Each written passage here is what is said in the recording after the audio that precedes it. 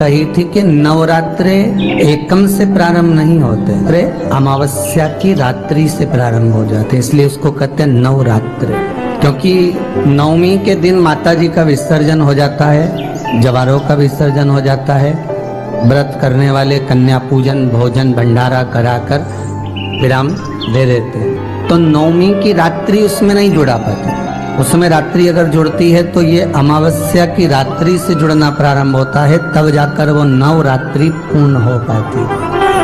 पितृलोक में पितृ जैसे निवास होकर भी इंतजार करते हैं। 4 नवरात्रे हैं तो 4 ही श्राद्ध हैं। आज मौनी अमावस्या है, श्राद्ध का विराम हो जाता है और कथा अर्थात नवरात्रे प्रारंभ हो जाते हैं दूसरे दिन। तो यहाँ शास्त्र कह रहा है जैसे हमें प्रतीक्षा रहती है कोई अच्छे कार्य की, कि घर में कोई शुभ कार्य हो, घर में कोई अच्छा आयोजन हो तो अपने को आनंद होगा, प्रसन्नता होगी।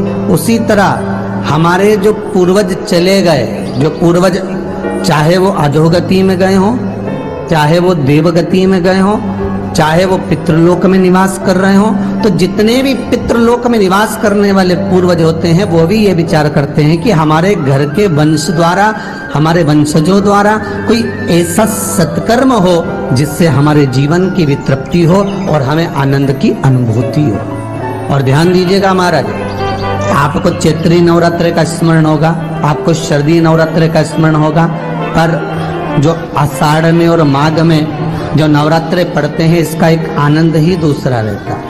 बस इतना जरूर होता है कि दुनिया के लोग वो जो 2 नवरात्रे होते हैं उसमें कलश की स्थापना भी करते हैं, देवी का पूजन भी करते हैं, अर्चना भी करते हैं, मंदिरों में भीड़ भी रहती है और खूब प्रेम से माता का जगराता वगैरह सब होता है। पर ये जो नवरात्रे हैं 2 गुप्त नवरात्रे, इनका लोगों को स्मरण नहीं था। वो तो धीरे धीरे ये टीवी चैनल के माध्यम से कथाकारों ने, वक्ताओं ने स्मरण कराना जब चालू करा, धीरे धीरे बताना, मार्गदर्शन करना जब चालू करा, तब लोगों को ज्ञात होता गया कि कोई गुप्त नवरात्रा भी होता है, उसमें भी देवी की आराधना होती है। ये 4 नवरात्रे अलग अलग अवस्था के हैं, अलग अलग सुख के हैं और अलग अलग आनंद के। आपके घर में पितृदोष है, आपको ऐसा महसूस होता है, तो किसी भी नवरात्रि के पहले जो अमावस्या पड़ती है, जिस दिन अमावस्या रहे उस दिन चावल की कटोरी में एक कपूर का टुकड़ा रख दीजिए, छोटा सा,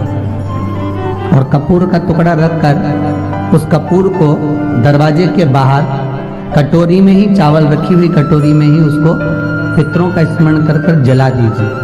और जलाने के बाद उस चावल को कहीं भी किसी भी वृक्ष की छांव में पक्षियों के लिए डाल दीजिए। शिव महापुराण की कथा कहती है, अगर मान लो पितृ आपको कष्ट दे रहे हैं, पितृ आपको तकलीफ दे रहे हैं, कोई काम नहीं होने दे रहे हैं, या कहीं आपको ऐसा लगता है कि पितरों का दोष है, तो वो पितृ दोष देवी, अब ये जो आप करेंगे ये कब कर रहे हैं? अमावस्या के दिन आप उसको रख रहे हैं, अमावस्या के दिन उसको रखकर रात भर आपने रखा कपूर के साथ में, सुबह एकम पड़ गई, नवरात्रि लग गई, उसी दिन उसको जलाकर आपने पटक दिया।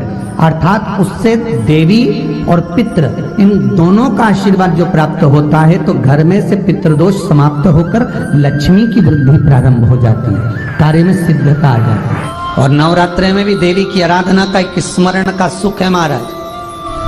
ज्योत का विधान है, नवरात्रि में देवी की ज्योत लगती है, अखंड ज्योति लगती है, जवारे बुआए जाते हैं, कलश लगता है। ज्योत का भी विधान है, जिसके यहाँ दिया अखंड जलाया जाता है, अगर वो दिए की लो, दिए की बाती अगर दक्षिण दिशा की होती है तो उसके घर में साल भर में एक घात जरूर होती है। जो दिया अखंड जलता है उसकी बाती का मुख दक्षिण का नहीं होना चाहिए। अगर आपने देवी भागवत का स्मरण कराओ